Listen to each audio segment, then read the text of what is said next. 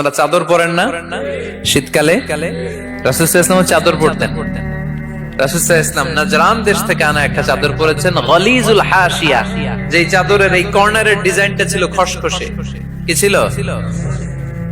হঠাৎ এক বেদুইন এসে রাসূল সাল্লাল্লাহু আলাইহি ওয়াসাল্লামের চাদর ধরে টান দিল। টান দেওয়ার সাথে সাথে রাসূল সাল্লাল্লাহু আলাইহি ওয়াসাল্লামের ঘাড়ের এই চামড়া ছিঁড়ে গেল। এই খসখসে যেহেতু ডিজাইন চাদরের, ওই খসখসে ডিজাইন ঘাড় আর কাঁধের এখানে যখন টান খেলো, ওই খসখসে ডিজাইনের দাগ বসে গেল, রাসূলের চামড়া ছিঁড়ে গেল ঘাড়ে। সে টান দিয়ে বলে, ইয়া মুহাম্মদ মুরলি মিন মালিল্লাহ। আসছে ভিক্ষা করতে, মূলত ভিক্ষা চাওয়ার ডিজাইন দেখছেন? যার কাছে ভিক্ষা চাবে চাদর ধরে টান টান এসে বলে, বেদুইন তো, এদের মধ্যে সভ্যতা ছিল না। ইয়া মুহাম্মদ, ও মুহাম্মদ মুরলি মিন মালিল্লাহ, ও মুহাম্মদ আমার খাওয়ার মতো টাকা নাই, তুমি আদেশ করো বাইতুল মাল থেকে যেন আমারে কিছু টাকা দেয়। আসছে ভিক্ষা করতে। ভিক্ষা করতে আয়েশা চাদর ধরে দিছে টান, ঘাড়ের চামড়া ছিঁড়ে গেছে। রাসূল সাল্লাল্লাহু আলাইহি ওয়াসাল্লাম ব্যথা পেয়েছেন। ফালতাফাতা ইলাইহি রাসূলুল্লাহ, আল্লাহ রাসূল সাল্লাল্লাহু আলাইহি ওয়াসাল্লাম তার দিকে তাকালেন, তাকিয়ে ফাদহিক, একটা মুচকি হাসি দিলেন।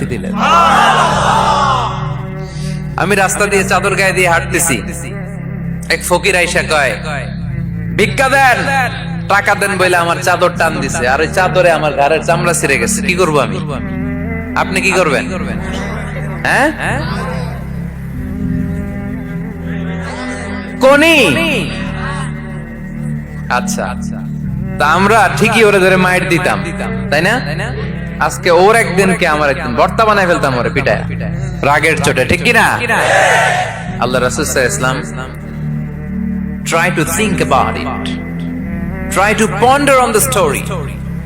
এই moral of the story কি? রাসূল সাল্লাল্লাহু আলাইহি ওয়াসাল্লামের প্রফেটিক স্টোরি থেকে আপনাকে ভাবতে হবে। ভিক্ষা করতে এসে চাদর ধরে টান দিয়ে ঘাড়ের চামড়া ছিঁড়ে ফেলেছে, রাসূল তাকিয়ে মুচকি হাসি দিলেন।